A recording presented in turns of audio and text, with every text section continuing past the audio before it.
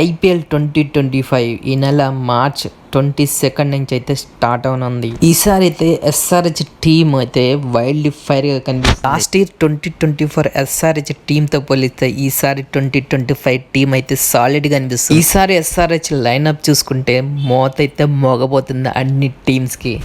ఇక SRH openers గురించి మనకందరికీ తెలిసిందే, ఏ రేంజ్లో ఆడతారో. వీళ్ళిద్దరు కానీ 12 ఓవర్స్గా నిలబడితే ఎస్ఆర్హెచ్ స్కోరు 20 ఓవర్స్లో 250 దాటే ఛాన్స్ అయితే ఉంటుంది.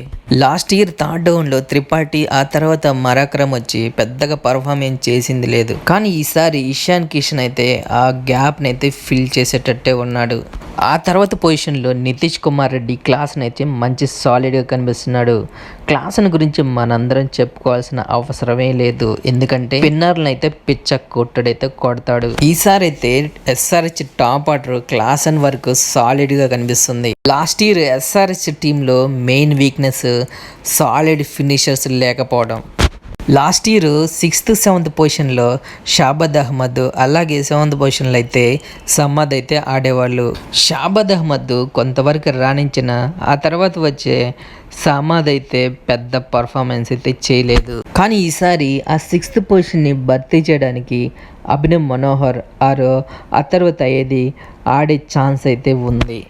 కానీ వీళ్ళిద్దరు లాస్ట్ ఇయర్ అభినవ్ మనోహర్ గుజరాత్ టైటాన్కి మంచి ఫినిషర్గా ఉండగా, అలాగే అతరఫ్ తయ్యేది మటుకు మంచి ఓపెనింగ్ బ్యాట్స్మెన్ పంజాబ్కి లాస్ట్ ఇయర్.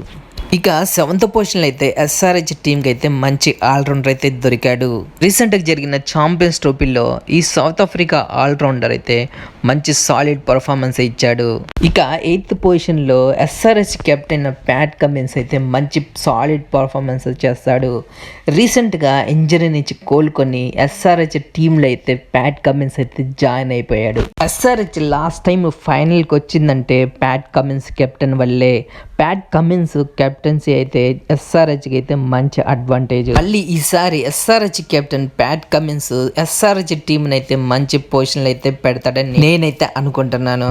ఇక మెయిన్ బౌలర్స్ అయిన హర్షల్ పటేల్ మంచి వికెట్స్ తీసే సత్తా అయితే ఉంది. ఇక ఇండియన్ స్టార్ బౌలర్ అయిన హెయిర్ స్టైల్ మామ షమీ మామ అయితే ఎస్ఆర్హెచ్కి అయితే దొరికాడు. ఇక ఆస్ట్రేలియన్ లెగ్ స్పిన్నర్ అయిన ఆడమ్ జాంపా ఎస్ఆర్హెచ్కి అయితే మంచి అడ్వాంటేజ్. అలాగే ఇదే పొజిషన్లో ఆడమ్ జాంపాకి బ్యాకప్గా రాహుల్ చహార్ అయితే ఉండే పరిస్థితి అయితే ఉంది. ఓవరాల్గా ఎస్ఆర్హెచ్ ప్లేయింగ్ 11 అయితే చూసుకుంటే మంచి సాలిడ్ కనిపిస్తుంది ఈసారి.